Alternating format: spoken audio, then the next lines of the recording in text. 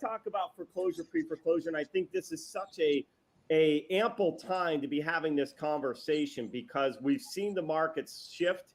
Someone sent me a research that showed me just recently the number 2 states in the country right now of pre-foreclosures is Illinois and Florida. Those are not the only states where foreclosures are starting and pre-foreclosures are starting to wrap up. They're happening across the country as the market softens, interest rates go up. People aren't going to be moving as easily because the interest rates are way higher than the awesome rate they got when we were at an all-time historic low, right? So that creates a lot of situations in the marketplace. I'm not going to go to the economic side of it here, but just let you know, it leaves us at a perfect timing for us to start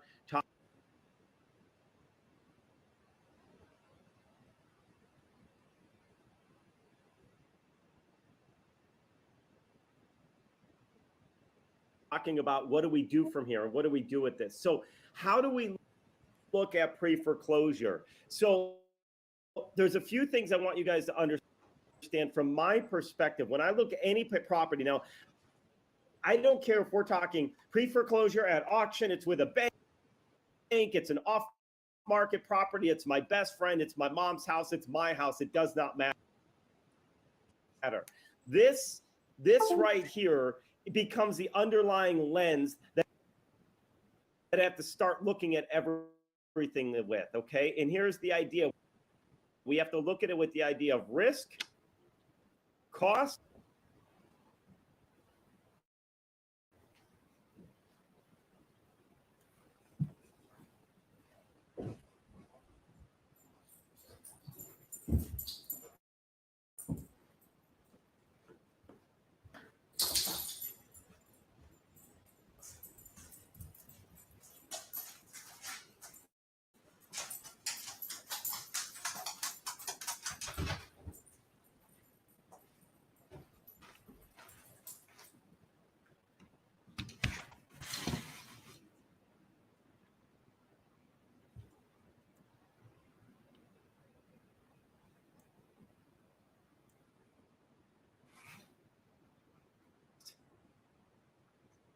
and then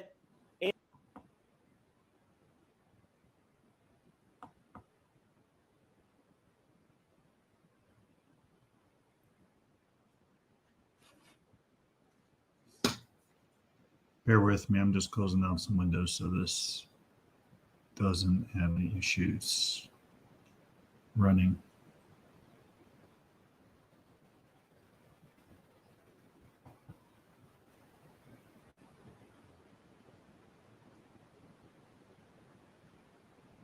and opportunity cost.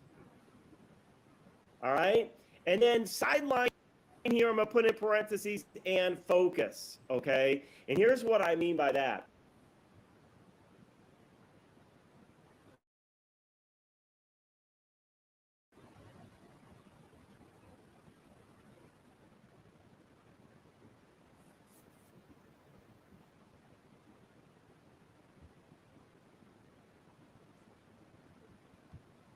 Here, I'm going to close this down. It may shut down, but I'll come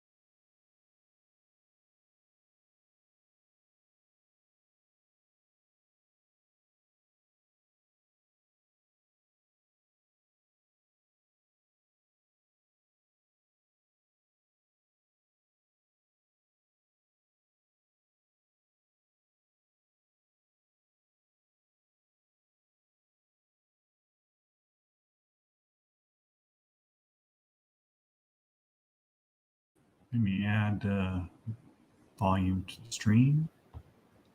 Stops camera. Here we go. Give me 1 second. Let me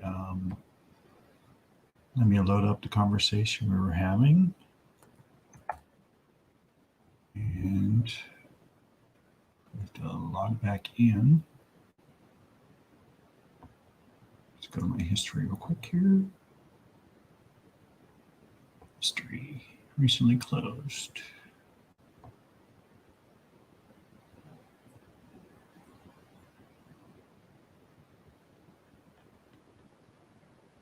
Okay, there we go.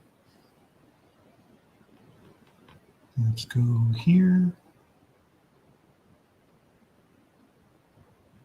And then we will boot it back up. I apologize for technical difficulties, but we will be back in our presentation in a second.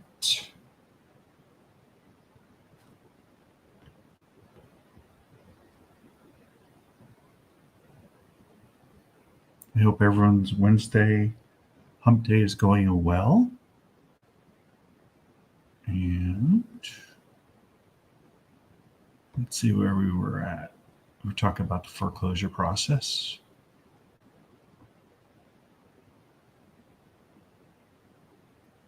Sec.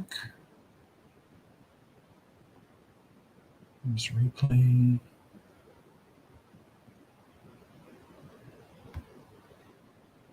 Kind of in the beginning of this. Let's see, where were we? You'll be able to hear it before you see the video.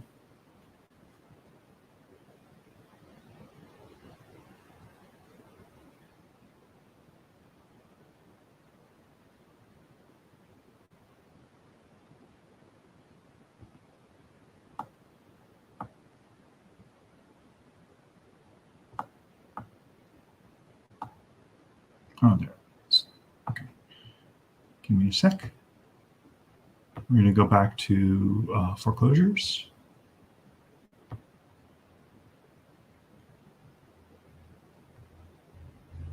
Let's see. Okay, here we go. We're talking about foreclosures and pre-foreclosures.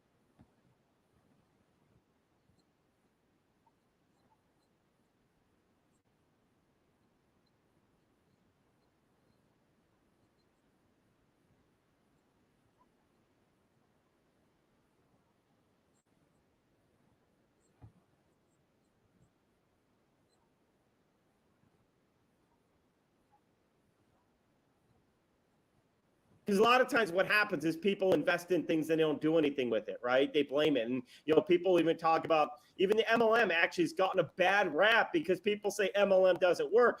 When you can point to people in any MLM organization that's actually making really good money and it's actually working, it does work.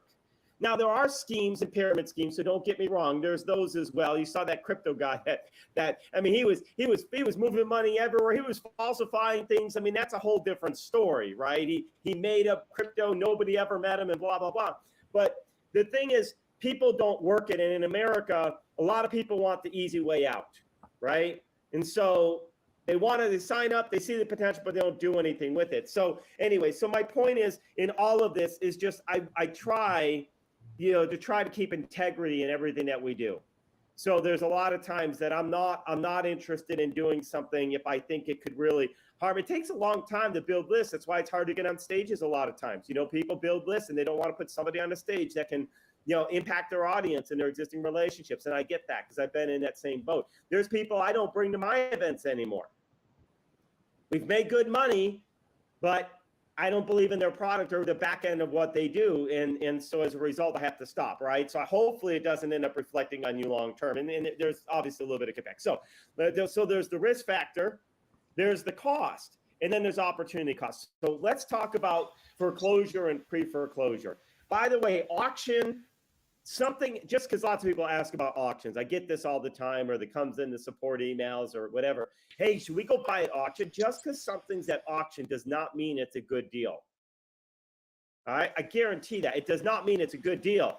It just means that the bank is done trying to sell it through the traditional channels, so they'll throw it up. Do you remember this? This is a true story. Go look at this.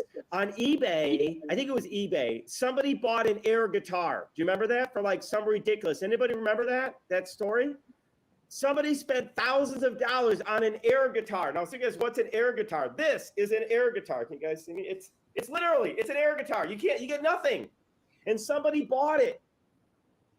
eBay was an auction platform. They're bidding out for this air guitar. So just because, and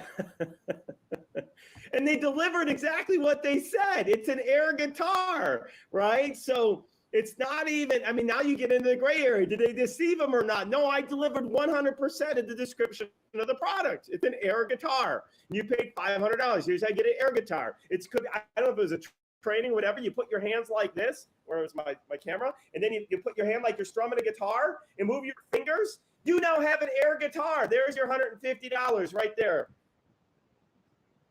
So rock on, Keith, rock on. Yeah, rock on. So go back to the integrity thing. If you did that, did I deliver on what I promised? Absolutely. But did people feel like they got the value for what they paid for? No. So auction does not mean good value. So what do I look at when it comes to forbearance? Or foreclosures. We had somebody bring in a property, and let me see if I can even. I had it in my notes. I was gonna pull it up. Well, let me just tell you, it doesn't matter either way. Here's what happens. They owe like $70,000. The house is worth, I look at how much cost is going into these as well. So let's say the house, the value is $300,000. And let's say that they owe $70,000. All right.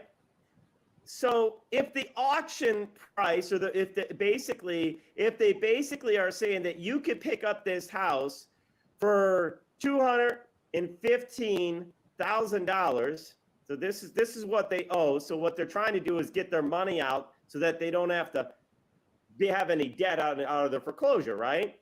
And they say, okay, for $70,000, I'll let you buy my property at $215,000. This is what I'm telling you could buy it for. So that's the value. They want you to buy it for, well, sorry, no, let me phrase that. Take over their payments. They do a seller finance. So what they're trying to do is it's some broker trying to do a seller finance where the owners will carry the note of $215,000 if you basically pay a $70,000 down payment. Is that a good deal or a bad deal? To me, It's not worth it to me. And I'll give you a few reasons why. If I look at this, I'm into this property for $215 plus my 70. That's $285,000 is my total debt or investment on a property that's only worth $300,000. That's a $15,000 gain. That's only 5% off. And that doesn't take in all the risk. So I'm going to talk about risks right now, but first I'm going to talk about the cost and what I'll call equity. So part of this, what's the risk? Oh, you know what I didn't put in here? Sorry, I forgot one in here. Risk, reward, cost, and opportunity cost. That's what we need to look at, okay? What's the reward?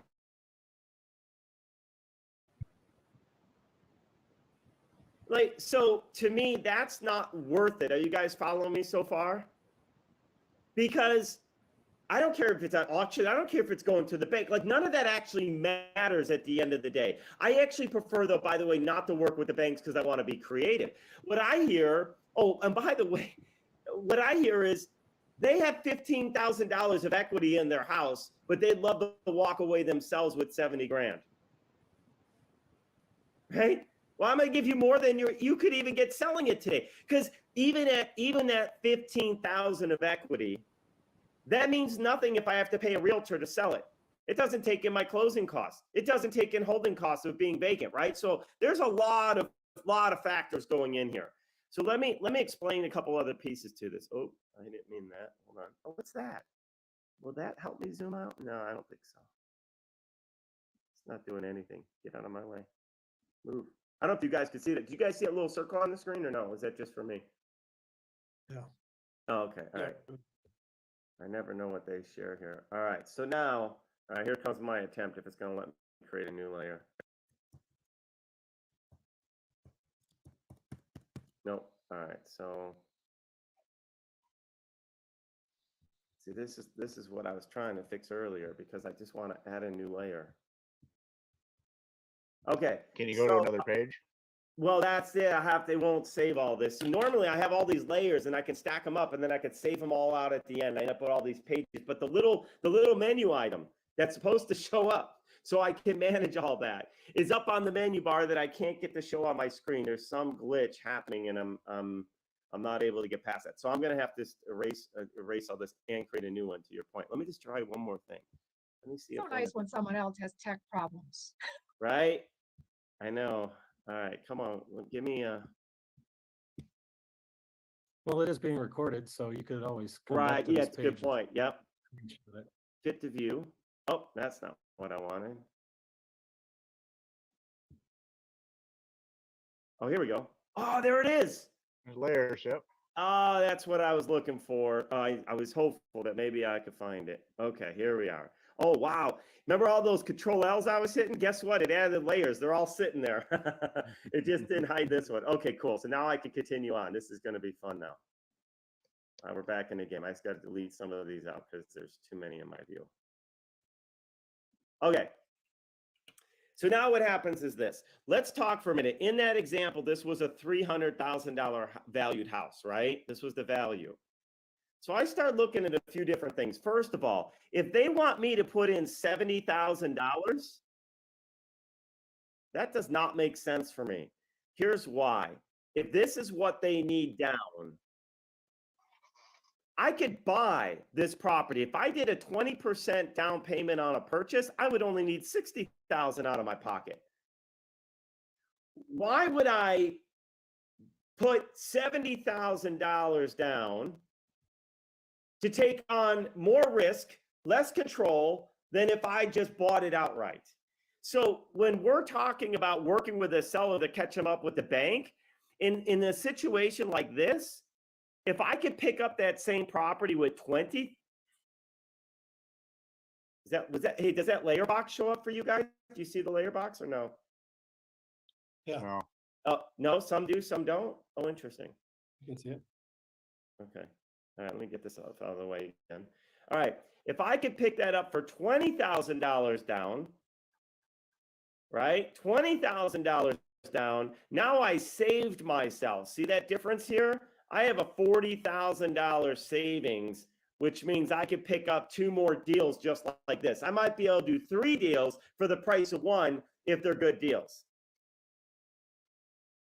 So now I'm thinking about the opportunity cost here. If I put $70,000 down on this one property, and this is true of just buying a property. Well, I don't like to buy a property without a lot of equity today because I could be finding deals where I only need $20,000 down. That's my opportunity cost, right? You buy something at 20% down, costs you 60 grand. I could do 3 subject to deals, taking over people's payments, catching them up with the bank with that same amount of cash. You guys following where I'm going on that? Is that making sense? So for me now, I need to be roughly in the $20,000 down, but now I have the issue of, but I only have, what's my reward, right? What's my reward? Remember, my reward was I only have $15,000 of equity, right? So now I've got to think, is there more to it than this? So is there more than just the 15,000? Meaning, can I run short-term rental and make good money? Can I do a beyond living model? Can I do a rent to own? Maybe I can make some money there, pick up a rent to own property. Maybe I've already got somebody lined up. But the smaller,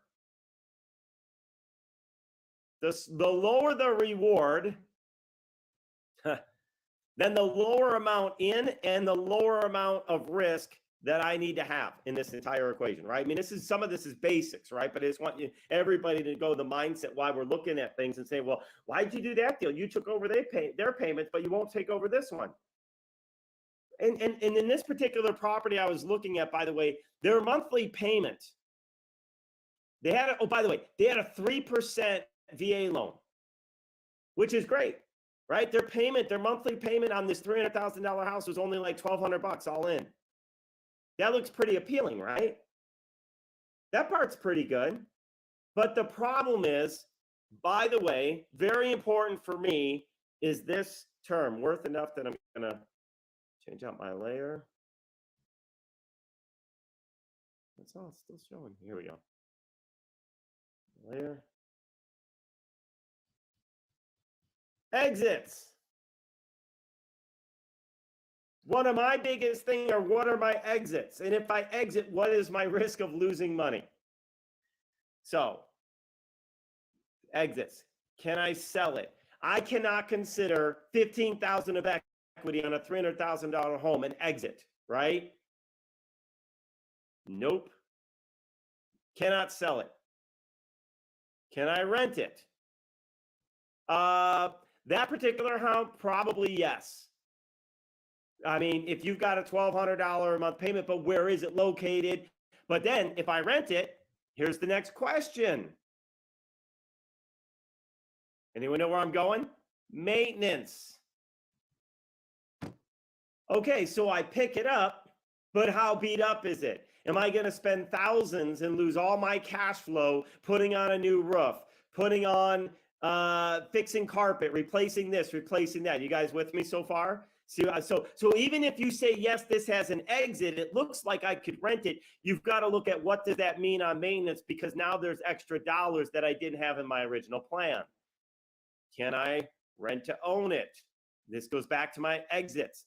Can I short-term rental it? And if so, how long? What's my risk? How much money? Now I need more furniture if I'm doing this. If I do beyond living, by the way, I need money. I need furniture. I need jobs. I need people. See, I love short-term rental because getting people in most markets is easy in short-term rental. You throw it up onto the platforms and market it, and next thing you know, you got tenants coming in, right? Beyond living is a more complicated model. Can I flip it? And if so, what's the ARV and what's the dollars required to make that happen? So you got to look at all of those things. You guys see where I'm going? And then with every one of those, so I could flip it, I could put money in, but how much money am I going to have to put in to get what back compared to taking that same money and just go buy a flip, right? I'll just go on the market and find a property to flip. So remember, it's not just cost, but then it's opportunity cost. So that needs to be coming in consideration. I'm going to give you guys some guidelines here in a minute that's going to help you even better understand. Okay, Keith, so what are you interested in? But so for me, in general, let me hang on, make sure I didn't miss any other couple key points. Give me one more second. Let me check this over here. I'll move you guys out of my way. Before I go into this next piece, hold on. I'm going to talk about this. How did that get over there? All right. Here's another piece that a lot of people miss. This is a big one. I look at risk, and in creative financing, I want to keep in mind what are my biggest threats. Guys, ready? This is huge. Because people say, well, what if I did a seller finance? Because there's different strategies. Seller finance, right? Or it's called a note.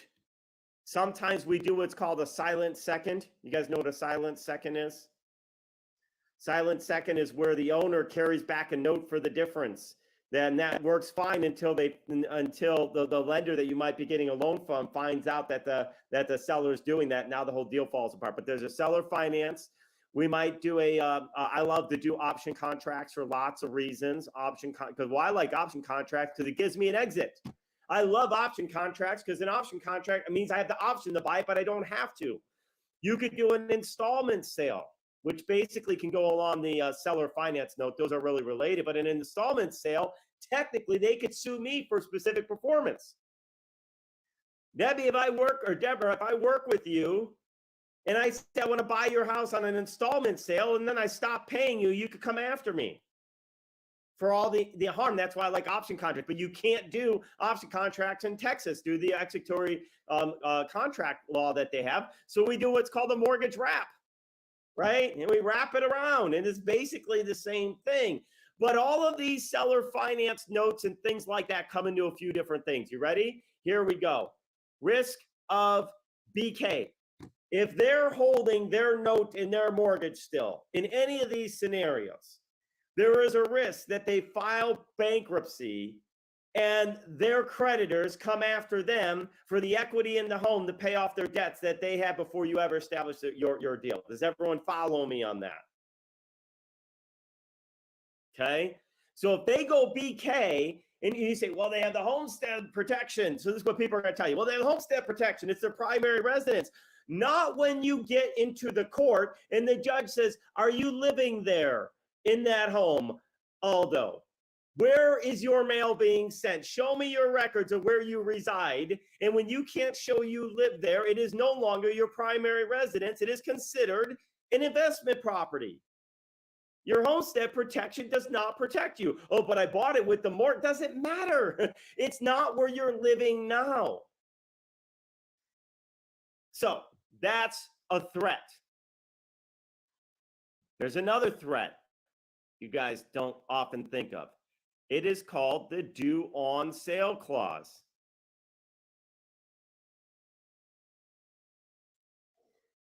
The due on sale clause basically says if you sell your house without getting approval from the bank for somebody to assume your mortgage. Now, there's a Garment-St. Germain Act. We'll get into that. It's a whole nother thing. I don't even want to go there because it's misrepresented because that is for your primary residence. It's stated very clearly. It's for your primary residence. It's going to be the same conversation as BK. You show up in front of the courts and they say, do you live there now? And you say no.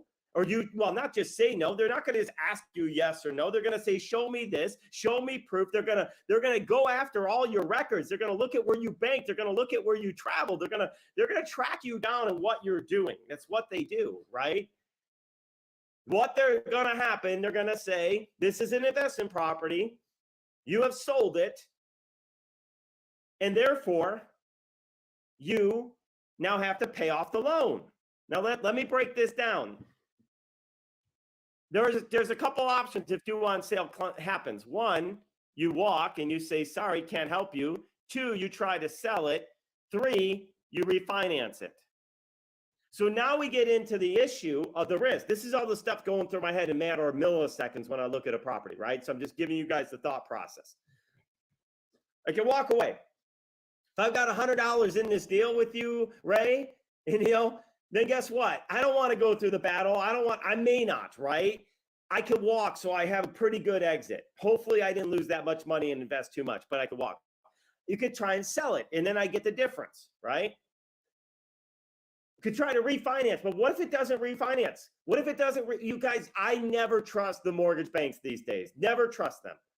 Never predictable. Interest rates can go up, down. They could change the rules on a dime. How many of you guys have seen this already? How many of you guys know exactly what I'm talking about? If you've been in real estate long enough, you know in an instant, oh yeah, that program, we had to shift that a little bit. We don't do that anymore. We don't blah, blah, blah. Like what you think things are at today, don't expect them to be there tomorrow. So you got to think to yourself, okay, yes, in today's world, I could qualify for a loan for this property. But that doesn't mean in 3 years from now, I could qualify for a loan. So you've got to understand your options. Or you might say to refinance it, I don't have enough equity to refinance it as an investor. Let's go back to that scenario, right? Where it's a $300,000 home and I owe $285 now, right? I'm into it for $285. If I don't have enough equity in the property, I can't get a refinance, right? I got to have at least 20, 30%. So now you have to make sure you've got that. And then I could always maybe cover the difference, right? So I could refi. But the question becomes, is that refi going to cost me more money? Do I have to put money into it to get there? See, Bo, I'll be honest with you, Bo. If you gave me your property and I got it for $5,000 under market value today for $100, I'm in. I'm in, right? I'm not expecting to refinance this thing because I may not want to put $80,000 down payment because the opportunity cost, I could get 4 other properties rather than just have yours, right? So it may be a place where I say, look, if we ever came to this situation, could I refi? Yeah, I've got 80 grand I could put in here, but that's not where I want to put my 80 grand because I'm earning very low cash on unless this property's crushing it, right? If we're blowing this out of the water and we're making $3,000-$4,000 a month of cash flow, 80 grand in for 3 grand a month out is worth it, right? Does that make sense? I'll get investors to partner with me. So the good news is time can shift my mental position on this spectrum, right? What I'm saying is, Bo and I go into a deal today. I haven't done anything with Beyond Living. We just put it up. I got 0 cash flow, right? If he gets a due on sale today, I'm like, sorry, Bo, I'm out. I'm not putting 80 grand in because I don't know what I don't know yet. We go 18 months into this, we're making $3,000, $4,000 a month net due on sale clubs. I'm like, oh, no worries, my friend. I got 80 grand. We're not letting this thing slip away from us. But that's a difference of time, right? All right. Then you say, Keith, but the banks just want their money. They don't care as long as the payments are being made. I don't have the time to go through it all now. You guys can do your own research. I've already done it. You will find case law where there have been courts that have actually instituted the due on sale clause that happens under this scenario. Get ready, because people don't think of this. It's not about you making your payments all the time. You most likely you are correct. If the banks are getting their payment, they don't have the time for it. However, loans get transferred all the time. And as part of a transfer process, they do random audits on the loans that they're taking on, right? I'm not just going to buy $1 billion of loans from Deborah's bank just to take them over and have no idea if these are actually good notes or not. So in that process, what they do is that bank looks and they do a research and they find out these loans, they go pull title. And they realize this house has been sold. It's got an option on it. By the way, what I was saying is option contracts have been deemed by certain courts to have been a sale of the property, which I disagree with 1,000% because I haven't bought it. I can say no, right? That owner might have that house for the rest of their life because I didn't execute my options. So we're not in here for that debate. My point is this. They go do that random audit. They find that that's been transferred. All of a sudden, that bank's not happy because they start looking like they've got a bunch of loans that they haven't been keeping their tabs on, right? So all of a sudden now, they come back and say, hey, Aldo, you've got their property. It appears to us that you've sold it. We're going to execute the due on sale clause. And It's not because you're not making your payments, although it's because part of it could be they're trying to retain good faith with that transfer of their $1 billion of assets. So you know what? No worries. Here's what we're going to do. We're going to go let you, or we'll execute the due on sale clause, and then based on that, we'll get our money back on those mortgages. So that happens, guys. It's not necessarily a common thing that happens, but it happens. And if you talk to Clint Coons at Anderson Advisors, they've had clients that's happened to. And by the way, they teach exactly everything that we're talking about here about controlling properties and all this other good stuff. So they are fans of taking over notes, right? They're not saying don't do it, but they do call out that this can happen and you need to be prepared. Does that make sense? You just need to be aware in your thought process. So I'm not saying that I'm not going to do a seller finance transaction or option contract because there's a risk on the due on sale. I'm just saying that I'm going to know what my exit is if that situation should hit me, so I can bank out and figure out, am I out a lot of money or am I not out a lot of money? Right? So I'm looking at a property as how much have I invested in, how likely am I to get my money out. Now I'm an econ stats guy, right? This is what I've done. So for me, my mind works this way naturally, but that's what's going through my head. The threat is the due on sale clause that happens here. There's another threat in our seller finance transactions, and that is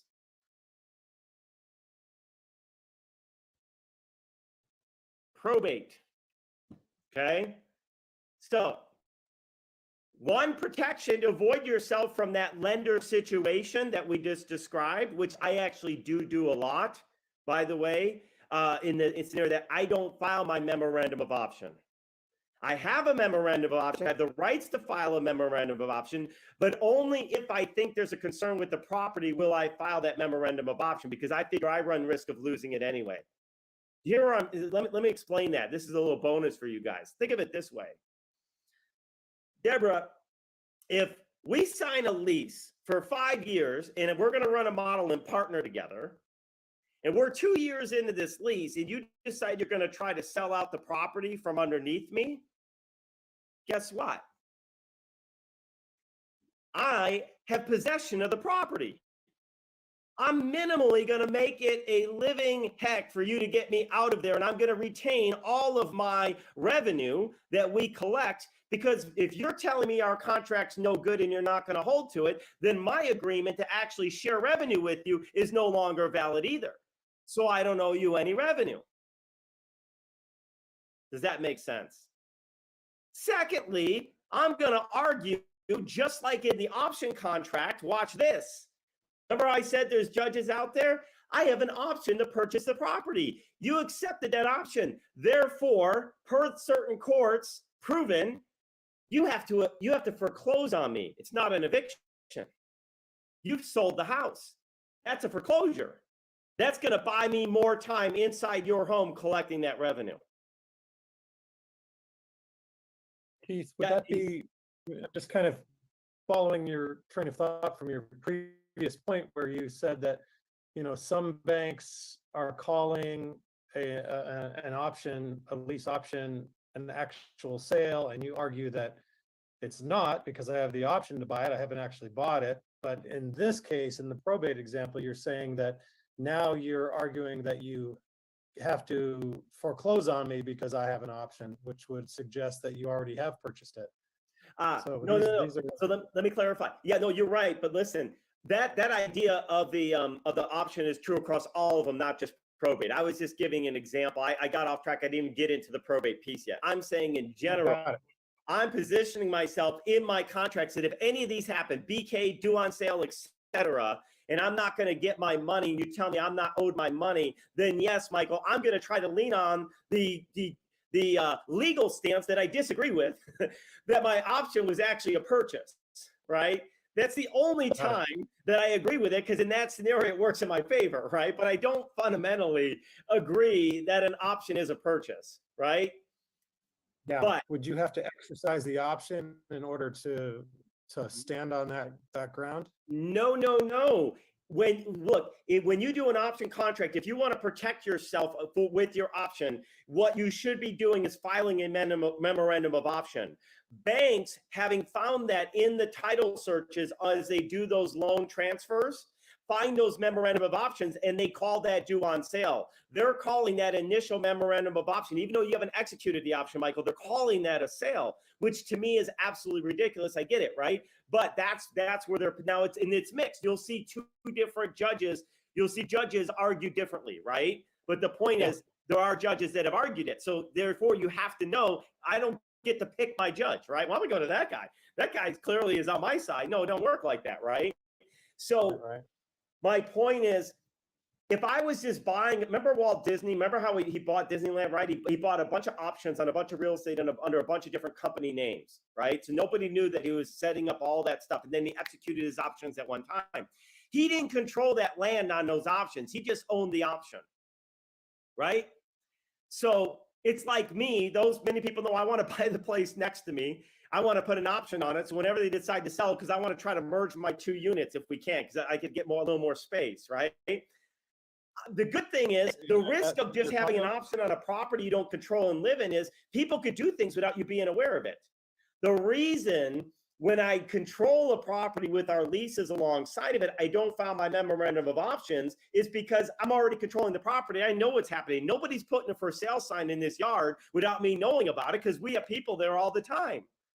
Nobody's coming in, putting another tenant or whatever, because I'm in the way. They can't even get into the house because I've already changed all the locks. I got my codes on there, my door lock, my auto door lock. So I'm controlling the property. You guys following this?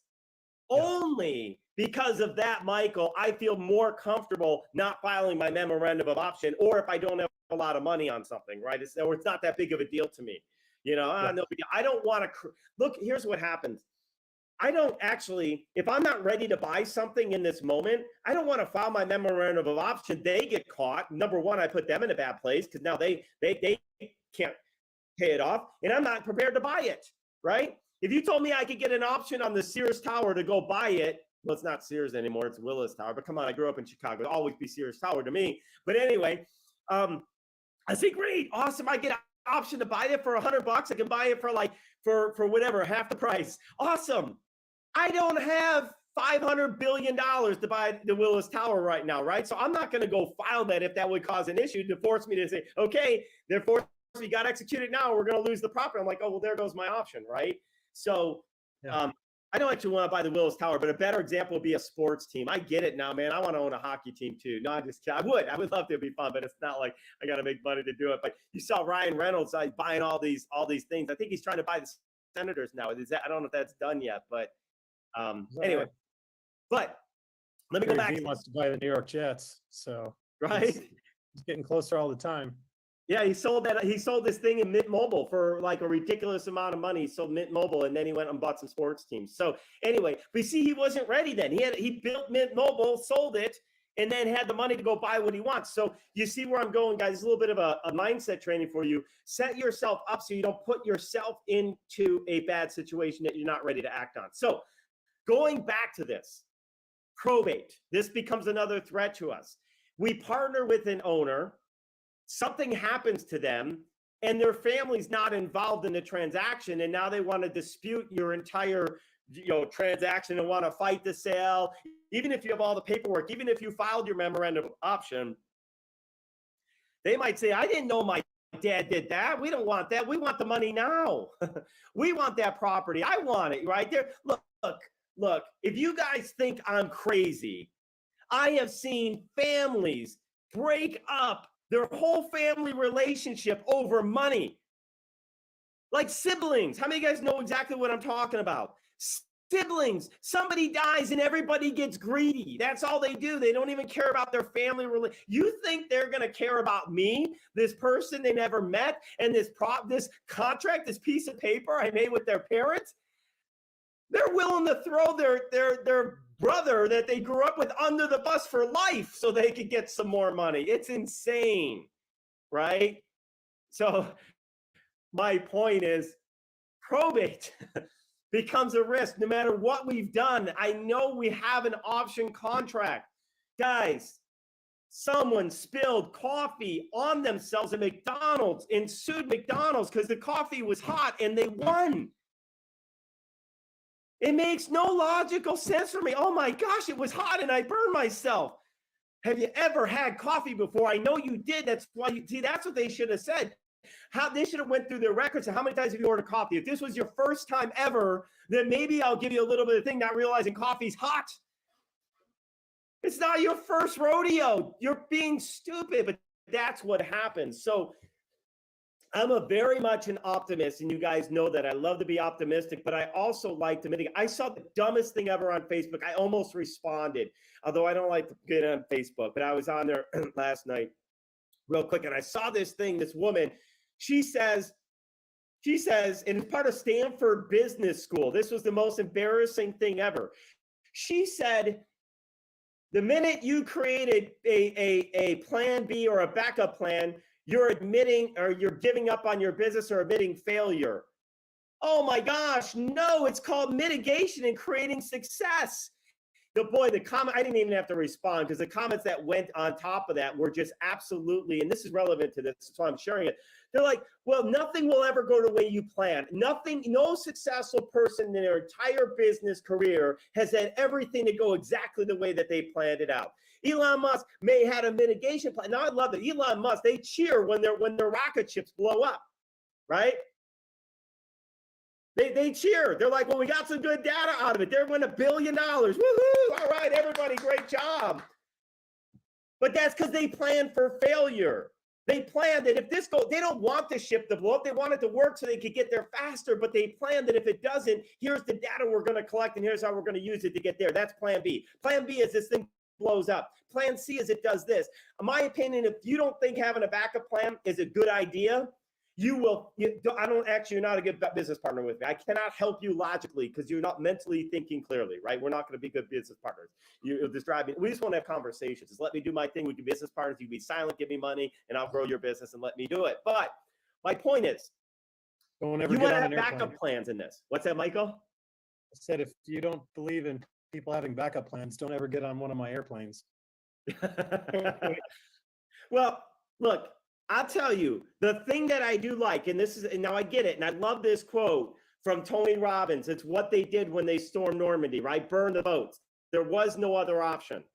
But realize they had one option. You fight to death. You're either going to win or you're going to die. All right? I don't want you to go into business that this is either going to work one way or you're going to be broken in jail and you're going to be, on the streets, homeless and drugs and incarcerated, right? Those are your two plans. Like, your business is not that important in life to not have a backup plan, okay?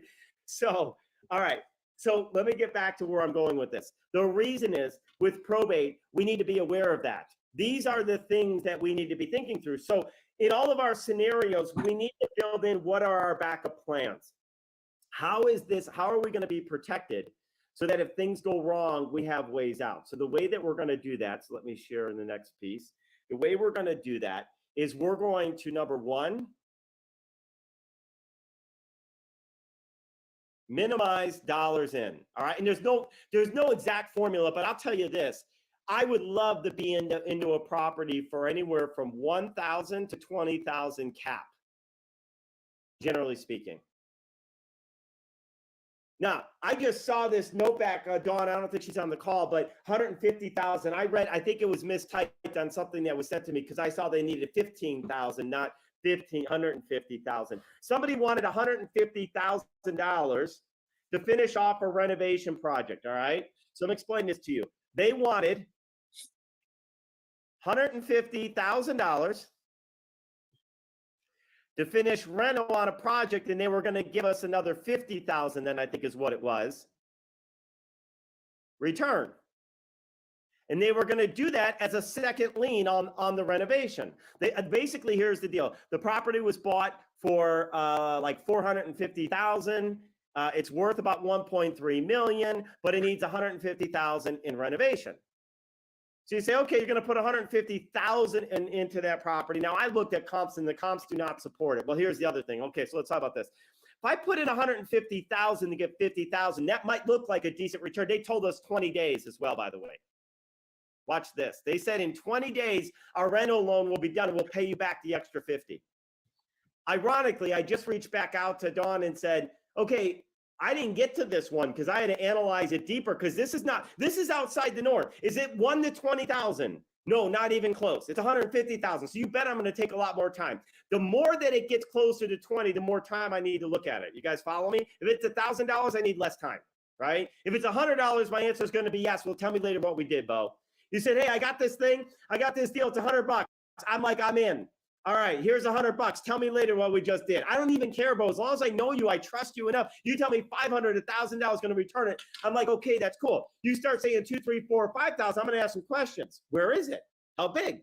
Tell me the deal. Do you see my levels? Like, that's how you have to think about things. So sometimes people are like, well, why does it take so long to get back to me? Because if you don't send me the simple things, I can't give you a simple answer. All right. Now, let me tell you why this breaks down. And part of the exact reason I didn't do this, and I'm kind of glad we didn't, 30 days. This was in April. It's been over 30 days now. Watch this. They're supposed to be getting a construction loan to pay back $200,000 to us. So our 150 is supposed to come $200,000 in just 20 days. Okay, well, it's been 30 some days now. So did you get the 150? You don't need me anymore, right? Oh no, I still need you. So what happened to that? It didn't come through, did it? See, that's called managing risk. See, that's why I'm not in on this. What happens if you don't get your bridge loan financing that you're talking about? Where am I in this? Well, I'm a second lien on a property that may never get finished. Yeah. So I have to start thinking on the flip project, for example. I know we're talking foreclosure, but same concept, talking about money. What are my outs? A second lien of $150,000 means nothing to me. Because what if that property gets flooded? What if it gets vandalized? What if the whole thing gets burned down and there's no insurance?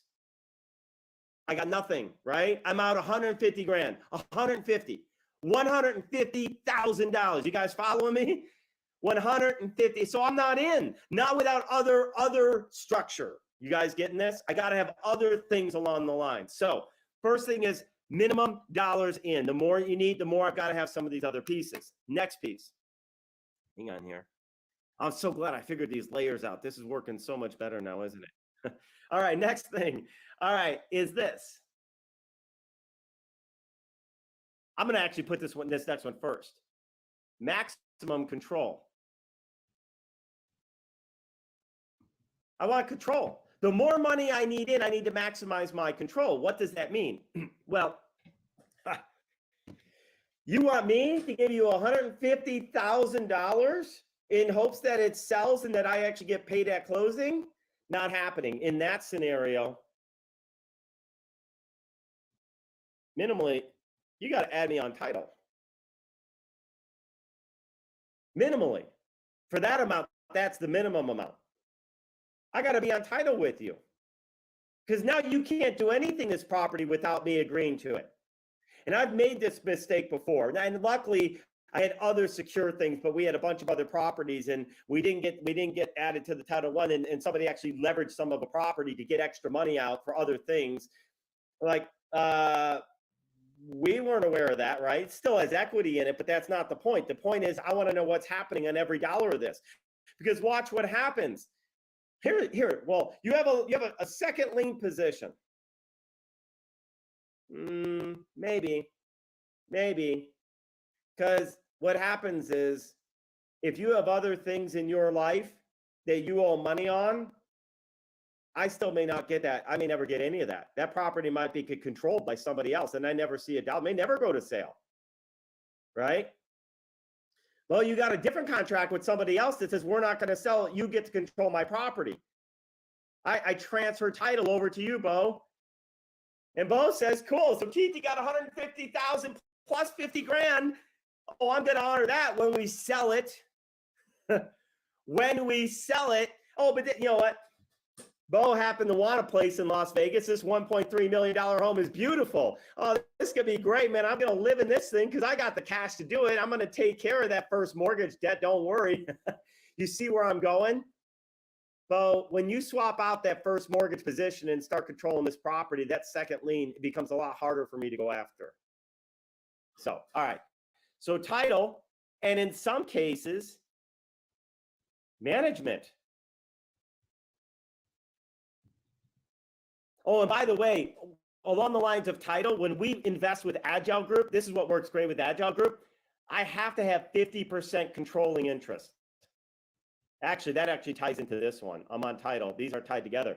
The Agile Group, because we're a public company, we raise investor funds, we have to maintain control. Doesn't mean we have to get 50% of the profits, right? But I could still only get my 50,000 out of the 1 million, right? But I get to control the thing. That's how it works with the SEC. So that's why I love when we bring Agile Group involved, because I could just say, I can't work with you unless I get 50% control of the company. We'll form a new LLC. We'll refinance it out. Agile Group will be 51% control. You could be 49%, Bo, but we're going to get the money and we're going to finish the project, right? Now I have control and decision making. See how I have protection now? I have protection. Oh, for this business, we're going to need a Lamborghini because it's going to show better. When we have a Lamborghini sitting in the driveway, that's Bo's strategy. Man, when they see this 1.3 million and a Lambo out front, that's going to sell it. So sorry, that was a cost to get the property sold for 1.3 million. Turns out after we sold, we didn't have enough to pay back all your money, Keith. But sorry, that didn't work out. But here's 25 grand and, here's what's left over. That ain't happening, Bo. We're not getting no Lamborghini with the company funds, right? So, all right. So max control, right? And then my next piece, is this helpful, by the way, guys? I know I told you. Oh, yeah. Love it.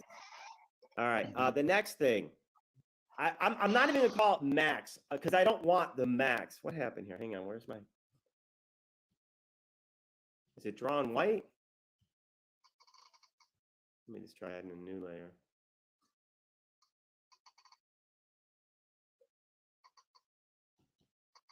Hey, come on. That one works. Hold on, let me try. What happened? Whoops, cancel.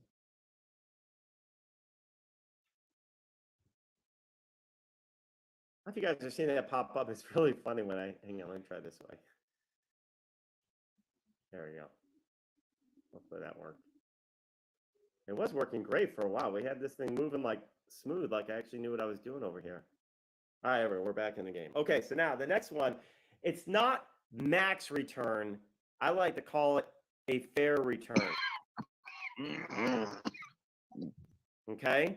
I want win, win, win. That's my whole goal. I want win, win, win. I don't need to get all of it, but what I need a fair return given my risk, given my cost out of pocket, and given my opportunity cost. This fair return is a fair reward. Remember, that was one of my things, a fair reward. What do I get for it? Now, here's the deal. This is where a lot of people are never going to be a good partner with me, and I'll tell you why. They don't understand that it is better to make up 50% of something than 100% of nothing. So when I look at this guy, let me give you an example. Let's go back to this. This person has a $450,000 property they bought. It's worth 1.3 million. They have to put in 150,000. So it's going to be a total of 600 in, 1.3 minus the 600K minus some closing costs. You're talking about $600,000 plus in profits, right? 600,000 plus in profits. And they're telling me if I give them the 150 to make this project happen, I could have less than 10% of that if I want. I could take on all the risk, put my money out there, and get less than 10%. That to me is not a fair reward. If you could do this without me, then you don't need me. If you can't do this without me, then you need me. Then you have zero without me, or you have 600,000 plus, maybe 700, close to 700,000 with me. So do you want zero without me, or do you want I'll say double my money. Give me 200, you get 400. That didn't show up very well on the screen. Let me redo this. What do I think might be fair? 200,000 for me, 400,000 for you. I still control, but you manage. You're the CEO, and we become the chairman. You got to manage it. I don't want a job. If I have a job, then I need 400. You get 200 for finding it for me. Right? Seem fair? Does everyone agree with this? Does this make sense? So I go back to this deal, and they want, well, whatever number is that, 150,000. They wanted, I thought it was 15,000, and I wouldn't even give them 15,000 for $5,000 back to do their deal. Now, knowing it's 150,000, there was a number missing in the numbers they shared. It's 150 to make 50. That's even worse. That's even a bigger commitment for me. If you told me, Keith, give me $100, I'll give you 150 back tomorrow, whatever that number is, or I'd say, sure, why not? Here you go. I don't know what you're going to do with it, but go ahead. I don't have to ask questions. I just do it. That's one of those things on small enough levels. Ever lend to family members? I lend and don't expect it back. I know they say they're going to pay me back, but you pretty much lend it and you say, I'm probably not getting this back, but if I do, cool. So this is what I'm saying. So you guys see, I don't have to say the max return. You guys see what I'm saying? It's not max. It's fair. What I think is fair. We might disagree on fair. Bo, you might be like, well, you know what, Keith, I don't need you. I don't think that's fair. I can get that money otherwise. Well, I'll look at this now and say, well, it's been 60 days apparently since we first connected with you. You don't have your 150,000 of funding. You're still sitting here spinning your wheels. So do you need me or not need me? Because I'll move on with my money elsewhere, right? Because I could take 150,000 and I could do 15 other projects. Because going back to the small amounts, well, I'm going to get into the foreclosure because that's what we were going to get to. What are we at time-wise? Oh my goodness. All right. I'm going to get in there. So these are some of the three big things that I look at, right? Let's talk about, well, what is a good deal then, right? What is a good amount? Hang on. Let's see if I can get this to give me a new window, a new layer again. Oh, I got to do it. Somehow it's not working as smooth as it was a minute ago, but we're going to get this to work. All right. Let's go back to our foreclosures. 30, 60, 90, 90 plus. Then you're getting into here, you're getting to the auctions and all that other stuff, right? We want to catch people right here. We want to catch them 30 days past due. Because the reason is, at 30 days past due, if their payment is, say, let's just call it $2,000 a month. And let's say it takes us another 30 days to get figured out with them and come to alignment. Hey, Bo, this is how we're going to structure it. We're going to do this. Here's what we do. Got to put some paperwork in place. Yeah, I want my attorney to review it. Fine, do that. The minute you bring it to an attorney, this deal's over. I find only about 20% of the time do we move forward because attorneys don't care about people's credit. They just want to protect all the possible things that could go wrong. Could something go wrong in our deals? Absolutely. I've heard attorneys say, you're better off going to foreclosure. Oh, why? And destroy your credit, lose all your equity, have to pay more for everything on your interest rates for the rest of your life. As an attorney, what do you care? It's not your money flowing out for the next 7 to 10 years while they rebuild. It's the stupidest advice I ever heard half the time, depending on what these deals are. But anyway, so let's say we have 2 months of that. What are we talking? $4,000. $4,000 we're in. Maybe we got to do some cleanup on the house, right? So this is let's call that the catch up. 4,000. Plus maybe 3,000 to get it renovated, right? Let's talk some reno. They lived in it. Carpets are need to be replaced, whatever it might be, right? Or cleaned up. We're in the property for $7,000. Think about this. If you could buy a cash flow stream for a piece of real estate cash flow stream for $7,000, is that a good deal? Let's say that $7,000 investment only netted you $300 a month. Watch how this math works. Let's remember opportunity cost. This is why I'm talking. You can't just look at cost. You got to look at opportunity, and don't just look at reward. Well, look how much money you're going to make. You're going to make $50,000 on the other side. Let's just go with that for a moment. Let's say somebody looked at it and said, wow, 150,000, man, we're going to end up with 50 grand in a year, maybe when it sells after they're done with everything, assuming it sells in a year and they finish all the work. Watch what you gave up in the meantime. 150,000 divided by 7,000 into each one is what? Is 21 deals, right?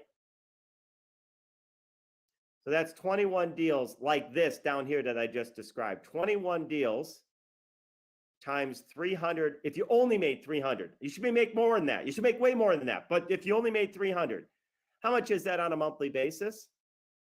I believe it's 6,300. Is that right? Times 12. In that same 1 year period. Hang on, where's my, for the essence of time, I was trying to skip, but I want to get my number right.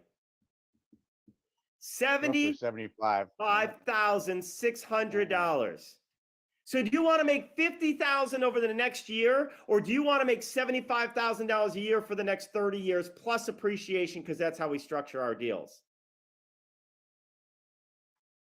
So in the chat box, go ahead, type in what would you want, 50 or 75 ongoing, right? I think the answer is pretty clear, but this is how you have to be thinking, guys, that it's not just about reward or return. You've got to look at the opportunity cost and understand what you're giving up by making certain decisions.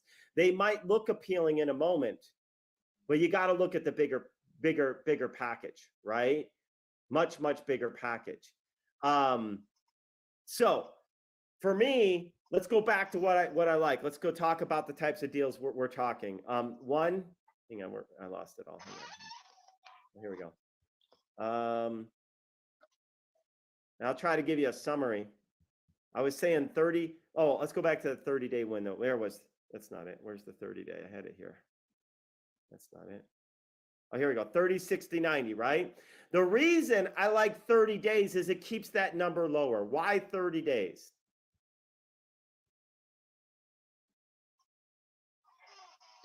Oh, hang on. I added a layer and now it's not there, so I got to do it again. Oops. All right. Okay. Why 30? Well, here's what happens. 30 will ultimately lead you to probably be about 60 or 90 days by the time you get done negotiating. After 90, you start having to deal with the banks. And then what happens is this. After 90, when you get to 90 plus, now you've got more back payments to make. You might now start having legal fees, which are ridiculously expensive from the bank. Then you've got to go through what we call red tape, potentially. Will the bank even let us catch them up? Now, normally you can, but will the bank let us catch them up and reinstate the loan? See, I don't want to be on the red flag list either. Oh, these people got behind, so now then maybe we got to keep our eye on them, make sure they're not doing anything funky. I'm not saying they're going to do it, but you open up the risk, right? Someone gets 30, 60, 90 to get caught up. The bank's like, I got bigger fish to fry right now, right? But the minute you start going 60, 180, et cetera, all these costs and risks keep going upwards.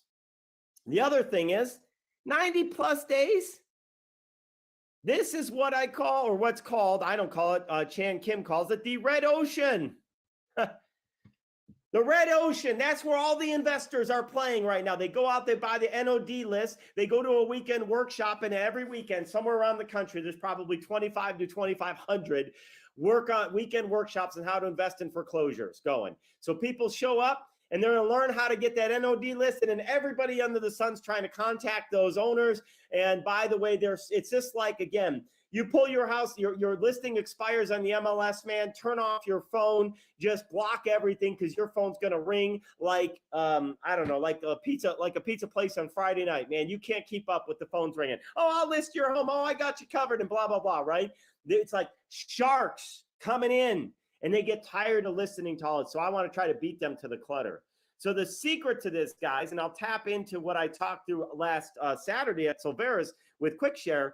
You want to become the destination for people that get behind on their payments before they ever get 60, 90 days. You want to create content that helps people plan in advance what to do and what's the process to avoid foreclosure and losing your house. And you need people sharing it for you. Because it's the people that are close that know someone's in a financial situation, their friends, their family, their close friends, their family members, maybe their church, their priest, etc. They're praying, oh my goodness, priests. You go to church and the prayer teams. How? Oh man, I know because I'm part of church. Anyone in your church, anyone else in the church, and you help pray with people, they come up, they tell you, they're going to say, I just pray right now. I can't pay my rent right now. I can't pay my mortgage. I'm praying to God that they just helps me. I'm going to pray with you that something comes through, but after we're done, I'm going to share with you a resource that can help you so you don't lose everything in your home. You guys see where I'm going? Everyone's trying to find, well, how do I find these people? They're at church praying for God, because whenever people have a crisis, 75% turn to God. Believe it or not. They may not act like it on a regular basis or cutting people off, flicking them off, throwing things at them on the road. But when things go bad, now all of a sudden they're godly and they want God in their life and wants them to help them, right? So yes, this is not about people's, selectively choosing to be Christian in any way. I'm just calling out a point and a fact that people turn to God when they're in a time of need. So you guys are trying to figure out how do you reach them. That's where you reach them, one place among others. So that's what we want to do. We want to find people around that 30-day. We want things that have equity. By the way, ideally there's equity in the property. I don't need all the equity. Bo, you're one of the few left that had your camera on. Thank you. So like, Bo, I come meet with you and you've got 60,000 in equity on your property. I'm like, great. I don't need to even split that 50-50. I might only get 20,000. I might get none of that. I may only get future equity unless things go bad. This equity of 60,000 becomes my protection. Right? Remember all those exits? Look, Bo, I'm willing to work with you, but if this model doesn't work, and we can't get short-term rental to work, we can't get beyond living to work, we can't get rent to own to work, I got 8 different things we're going to try, corporate rental, blah, blah, blah. If we don't get this to work, you're either going to have to come up with a way to pay me back the money, or we're going to have to sell the house and I get it back out of there. Do you understand that? But isn't that better to have the shot to keep all your equity and have this work and have passive generational wealth than to walk away from it all? I can help you, and I don't want to take your equity. I want to help create wealth together. But I need some protection against my risks. You guys getting that? So equity is important. And of course, equity relative, not just equity, but also relative to my investment. But I need enough ratio to know I can get that. Look, if I'm putting in $1,000, but I think we're going to make $1,000 a month, I'll put it in and I'm not worried about it. If I'm going to know in 3-4 months how close we are, and I might be out $3 or $4 grand, but I've had worse things happen in my life than losing a few $1,000s, right? So it's all about that relationship. So 30, 60, 90, homes with equity, homes that fit. Then the last piece I'll add in here. Ideally this.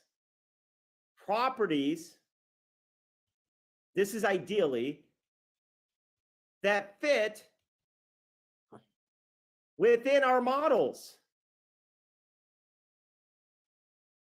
I don't do typically 90-unit commercial units, buildings. Why? Because they need a lot more capital. There's a lot more risk. I don't have as many outs as all I just went through. Don't work as easily. Not that I never will, but I want properties that fit our models, right? Gotta have that exit. You got to have that exit. Exactly. Can we rent it easily? And not just like, the problem is, well, you got a 100-unit building, you could just rent it. That means if it's vacant right now, I got to get 100 tenants. I got to get a management company. I got to do all these different things. But if I have no money in, then I'll jump into it. But if I got to put 100, look, listen, all right, let me go back to this. If you want to have me partner with you on a 100-unit building and I don't have to put any money in, I'll do it all day long. But if you want me to put $150,000 in for that, let's see if I can pull up the right screen again. This is why I like having these layers. Is this the one? Where'd it go? I had one that showed me making $75,000 a year. Where'd it go? I can't find it on my screen. Anyway. There's one before that. Was it this one? Yeah. Is it there? Wasn't it? I don't see it on the scale though. No, maybe it's, there it is. There There it it is. I'd rather take the 150 properties that are going to get me $75,000 a year plus appreciation, plus depending on how we do it, it might even be depreciation too, right? Because I might decide, Bo, in order for me to put this much amount of money in, I got to be on title. Now I get a share of depreciation. But if it's only a small amount, I don't need to depreciate. I'll let you have all that, Bo. I'm going after the future. I'm putting my money where my mouth is. I'm going to say, look, I'll put in my time, not just cash. It costs me money with my time. It's an opportunity cost of my time. If I'm helping you build your property to make you money, to make us money, that's another property that I'm not working on. So I'm not doing it if I don't believe it. So it's an opportunity cost of money, an opportunity cost of time. I forgot to mention that on the last screen. But I'd rather take for 150,000, I'll take the 75,000 and I can multi-fit this, multi-diverse the model, and I can do it almost instantly. What I like about residential is that we can act on most of these relatively fast. A commercial turnover is not a fast project, right? This is a multi-month, multi-year stage, depending on what you're doing in those types of projects. I'm not saying they're not good returns, and I'm not saying it's not good to own one of those. I'm saying for us, in our model, look, I use this example, I shared this. You cannot, as far as I know still today, you cannot go to Burger King and get a hot dog.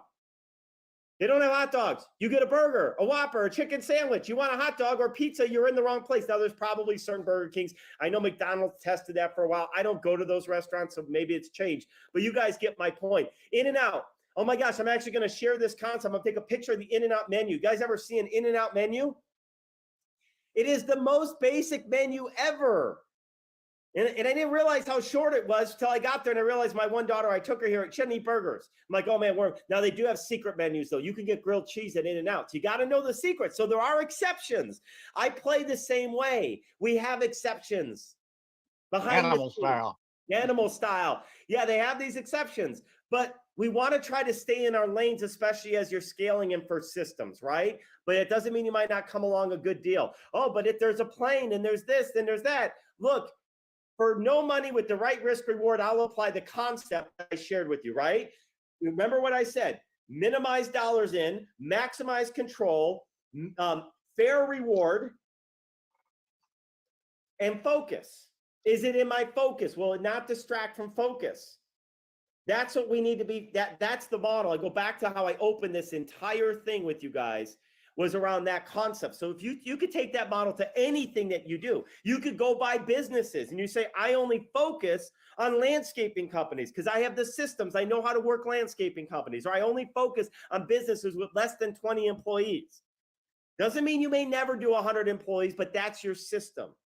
And then you build your parameters.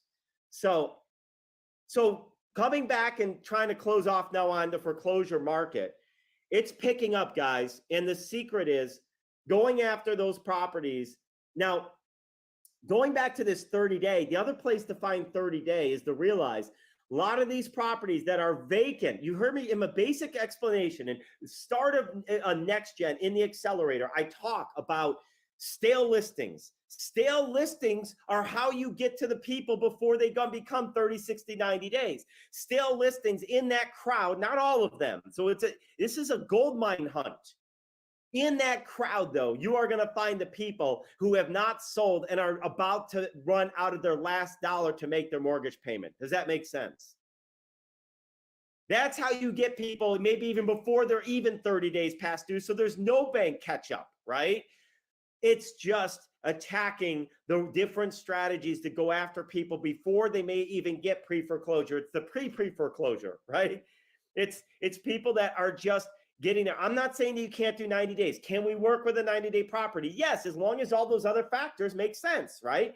We want to minimize our cost out, maximize our reward, or no, maximize our control for what we have, what we need given the risk levels, control our risk, and have a fair reward, right? So control risk. Oh, I think that was in there. If I didn't say it, make sure that's part of the form. It's controlling the risk. And that's part of that control structure. How do we control our risk? The exits. Bo repeated very well for me. You got to have those exits, right? So when we have those, it allows us to do things. And the more that looks together, to me, it's almost like cooking something that you've done a million times over. you don't even, you begin to a point where you're not even measuring how much milk is in there. I make these smoothies every day. I just pour. I know exactly how much needs to go in there. Yeah, you're just throwing it in. Well, someone asks you, how do you make it? Well, you put like the right amount of bananas, but the right amount of strawberries and the right amount of ice, and then you pour your coconut milk in. They're like, well, what's the right amount of bananas? I don't know. I just do it, right? So that takes a while. First, you measure it out, and then you just get comfortable. So that, guys, was well, I was pretty close to 90 minutes because we started late because of technology, but we got the technology figured out. I'm so glad we did because I think that was probably helpful to see all this visually on the screen. So I'm going to stop sharing and see what questions you guys have for me. This is my first meeting with you, and it was fantastic, as usual.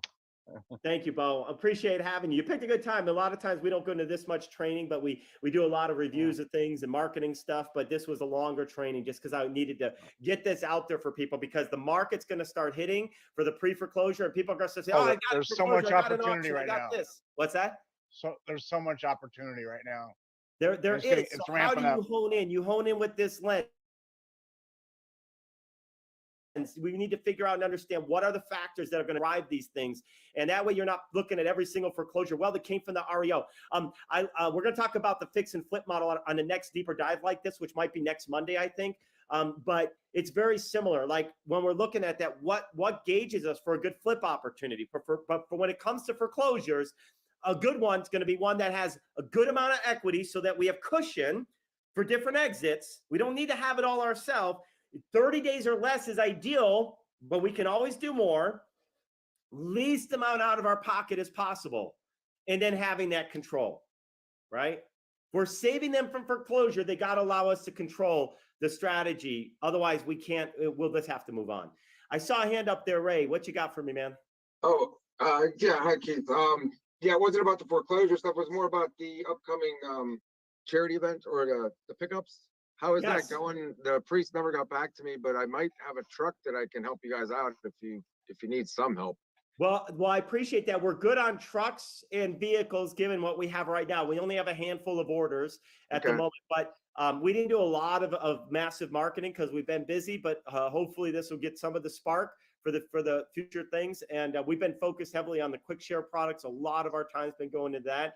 But if we end up with a lot more orders than the people that have already signed up to say they'll help move, we might need some help for people who might have a few windows to help move some goods, move some items. Yeah, just like I said, not the priest that I actually spoke with at my church, the pastor, he went on vacation. They never got back to me on putting it in the bulletin, so I didn't get any headway with them. But I thought if I had my truck, actually got the air conditioning fixed just this past weekend because I said I'm not going to drive around in 90-some degree heat with no air, but if there was needed, I figured I'd let you know today. Oh, I love that. That is great to know because we may have a need for that because we're going to run this again and we're going to do a lot more blitz marketing, right? So we're going to do a lot more. So okay, and one other thing, and I'll let you go. I heard you say something right at the beginning when you were trying to get things working about Turo. I was just talking to some neighbors of mine about Turo. There's a couple of cars available. They were asking if I knew anything about it. Is it something that they should get into, you think, or well, you guys know? I'm going to have a whole separate thing on Turo because I'm going to be having this module for people so I can help them take advantage of tax advantages. And Turo might be a good side hustle or hobby for somebody to do. It all just depends on what they're looking to do and where they're at. But I'm also creating a passive version of it too for people who don't want to actually manage a Turo business, but want to be able to leverage some of their capital, whether it be a vehicle, asset, or cash to get assets for people that are managing it. So I'm going to actually I have something again. In fact, I've been working on this quite a bit, putting together what the numbers look like, plan to get paid off. How do you get 4 paid off vehicles, 5 paid off vehicles that are just generating cash flow on a monthly basis for people? So that's coming on a separate discussion. Yeah, I want to make sure I know when that is because I actually have a vehicle, but that one back in Ohio that I'm going to bring out. It's just going to sit here. And I thought, well, it might be something I could do. And then my neighbor was talking to me about it. He said he was interested in getting in it. And it was like 2 nights ago. And out of nowhere, you mentioned it was kind of coincidental. And so I thought, I want to know more about that when you have it. Just let me know when it is. Yep, absolutely. You guys will all get informed. It's going to be connected into our Igniting the Kingdom of God. I might have a separate one just for Turo. For me, I'm not actually, it was less about doing Turo, but more about trying to help people get their financial elevate their financial position in life. And so when they do that, I'm going to give them a whole bunch of business ideas. Silveris is one of them, Bo, as you know. So it's like, you could get into this, you can get into this, you could do these different things. But people, it's like they need to know, well, what should I do? What can I do? And then it depends. And so I'm going to break it down. There's 5, and then I'll end on this, but I'll show this. There's 5 different categories that I tell people that you could get into: truly passive business, a side hustle or hobby, a part-time, full-time, or enterprise business. Okay. Those are the 5 different pillars, and you could pick. And sometimes it's multiple ones. Like, you're like, well, I'm going to have this passive, and this is a great hobby because I love it, so I make money from this, but this is my main thing. A lot of people, they love working in corporate, but they're doing real estate, so it's part-time because they love selling houses. So you don't have to lock into any one of them, but you need a plan, and you got to build those different pillars of that. So that's all stuff in the works, and more to come on it. Okay, yeah, great. Like I said, I want to stay involved with a lot of that stuff because I don't know if you can see here, but I got my son. He's out of school now. He's 6 years old. He's driving me crazy during this meeting, so I've been in and out. And then he's going to be back in summer school, but the busing times or me driving him to and from school, I just can't. I'm looking for something I can do when I got time to do it. And those are the type of things like a Turo business that could kind of just be something. I was just starting to look into it, so I don't want to take a lot of your time. I know this has been pretty long, but let me know when that's coming up. I'm interested in that. Yeah. Hey, Keith. Thank you. Doug. Yeah, you and I had talked about it too. So, I mean, do you think you might be doing that next month? Yeah. And you know what, Doug? I got great news for you. My experience in Turo is a little bit skewed because I'm right next to the airport where we're doing it from. So it works very well. Almost every one of the people come for airport pickups. So if you're not by an airport, I didn't know how it would do. But Doug, last month, or like a couple of weeks ago, I was back in Chicago. I had a vehicle, but I needed 2 vehicles because Rachel was going one direction, I was going another. So I Turoed a vehicle from a guy in Aurora. And so he had 9 vehicles. I'm like, oh, awesome. So I started chatting. I said, I do Turo as well.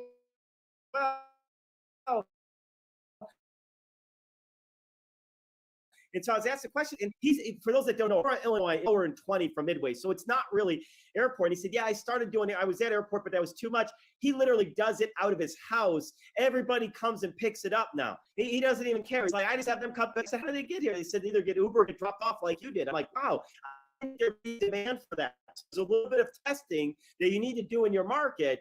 But he's got 9 vehicles running out of his house, and people just show up and get them.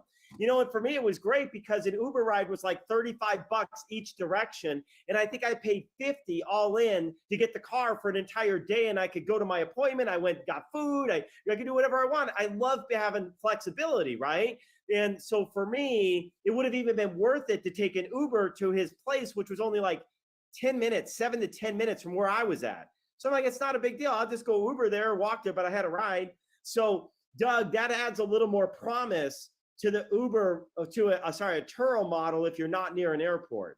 So I still have more to learn in that space, and I'm going to experiment. But if you guys, look, I'll tell you, if you have assets that are not being utilized, so I don't know, my advice is, just because I don't want people to go out and spend money they can't remember, exits, right? Exits. So I don't want people to buy a vehicle and get stuck with a vehicle. But if you've got a vehicle extra that you're not utilizing, it could be worth giving it a shot, because the worst case is you put it up on the platform and nothing happens and you don't make any money. You didn't invest anything. Remember, low investment. What happens? Oh, no big deal. I put some time in, maybe lost a few $100 because of whatever.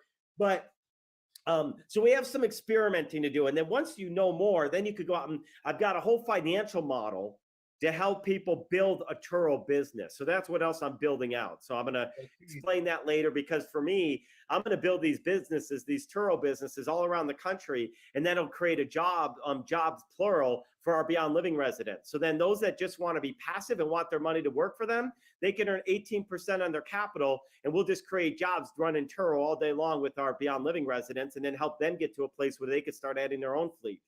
Yeah, you and I had talked about that a couple months ago, and I'm a lot closer now because I'm in Hoffman Estates, so that's less than 30 minutes from the. Oh yeah, you actually could have a model with pickup, and so you'd have to do a little more investment because that's what happens here in Vegas. So the reason I have such great, incredible success with our Turo is I could set my delivery fee so cheap at the airport because the vehicles are only 8 minutes away. Most people are 20 to 30 minutes. And so they're charging up to $160 just for delivery. It's like, you guys can't compete with my $10 pickup fee. I just raised it to 15 because I'm like, the minute I open up a week, it's automatically booked. But yeah, but 25 minutes may not be that bad. But again, that now adds a labor factor, which makes it harder to scale. That's why you have to have the people or the time, right?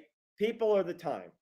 So anyway, this was not meant to be Turo, but thank you for asking, everybody. I mean, I don't mind. I'm just letting you guys know that I'm going to go deeper into Turo. If anybody's interested in that, is anyone, by the way, anyone else besides those two interested in learning about Turo as a business model, as a enterprise or passive streams? No? All right. Well then. So what is Turo? I guess I missed Oh, that. sorry. For those that don't know what Turo is basically like Airbnb, but for cars. You basically rent out your car. So you go on the Turo and you can lease a vehicle, and it's peer-to-peer car sharing. Wow. And it's amazing. So I'll give you an example. My minivan will rent out for $56 a day. And if you were to try to get, and many of these times you try to go to the rental car center, I've had people book trips with me for about $200, $200 to $300 that were $800 to $1,300 at the rental car center. So as a guest, you save a bunch of money. Yeah, the vehicles, like my vehicle has 102,000 miles on it now, but I have 5-star reviews. Every review, 5 stars. They love it. It's a little bit dirty inside, but I make the price fair. I provide coolers. I provide all the other things. So who cares? I mean, I keep it clean and vacuum, but it's got stains because it's cloth, right? Cloth seats from a 2015 vehicle. Yeah, people are gonna spill and you can't get it out, but people don't care. They're not driving it every day. They just want to get from point A to point B. So here's the question: do you want to spend $300, have a few stains on the seat, which helps you if you accidentally spill too, or do you want to go get the rental car for $800 for 3 days? And which is better? You're on vacation. Who cares, right? Sit your butt down and you won't notice the stain under you. So anyway, but the cars, the rental car companies, I think they're typically all got lower mileage and stuff like that. But it's a very, very interesting model. And I did it for my own testing because I was more curious, because I use this as a great business opportunity to create jobs for people. So that's what Turo is. So for those that don't know, and by the way, in markets, they do have banning of Turo at the airports and all this other crazy stuff, just like Airbnbs. It's the same nonsense garbage. It's a disruptor, right? Yeah. Yeah, it's a disruptor. It is. Yeah. It is. And but then again, so was Uber in the taxi cabs, and they made it through. So I'm a big believer that we shouldn't be restricting what consumers want. That's just how it is. I mean, that's how we all get better experiences. So awesome. Well, that was an extended training. That means Thursday is going to be shorter for you guys, which is going to happen anyway because the Golden Knights are playing. So we're going to have a shorter one on Thursday. It'll be within 30 minutes or less. So you guys got your fill of me today. I hope this was great. We'll get the replay up as always. It gets posted about 24 hours. Usually a team comes in after. Keith, what time Thursday is it? Thursday evenings are at 5 Pacific. Okay. Yeah. Gotcha. 5 Pacific. Keith. We're so good for tomorrow morning, right? At 9? Yeah. Tomorrow's great. Yeah, I'm excited for that. Okay, cool. Perfect. All right. Thanks, everyone. Have a great rest of your day. We'll see you guys on Thursday. All right. Thank you. Thanks for the advice. Bye-bye. So we were just saying I was just describing before I kicked off the recording. Good morning, everybody. It's a Monday. We're going to do a training today about foreclosures and how to focus. So, kind of some things and considerations to keep in mind. But I was just mentioning on this past Saturday, we had a great meeting at Silveris Share and Quick Share. And it is one of those things that is going to open up the doors huge. And we were with one of our Beyond Living residents this weekend, and Susanna and I, And it was great because he actually loved the idea. He wants to get into cybersecurity. He wants to be able to, he's actually starting to trying to take these classes online that you can do, and then eventually you can pay for the certificate, but there's a training things you get started, he work and do things from wherever. So, and he's, I guess he's like 10 years younger than me. So it's one of those things where even our older generations, you know, in your 30s or 40s, it's not too late to start learning technology. And he has a strong desire for it. And so here's another example of you know, how it doesn't just have to be our youth. It could be anybody that's willing and not afraid of getting on a computer and learning about the technology era, right? Because it's all, the technology era is the place to be. So, so I just wanted to share with you all what a great session that was, and how excited I'm to work with Silveris, and really more than anything, I mean, I definitely know that by helping Silveris, it's a great way for us to continue to reach an expansion of our mission of Beyond Living, but also help Silveris and their members and what they're doing. So many of them had their own businesses and they're like, man, I need this for my business, right? Every business needs that tool. So a lot more to come on that. Denise, I see your hand up. Question, comment. Yeah, real quick. How many people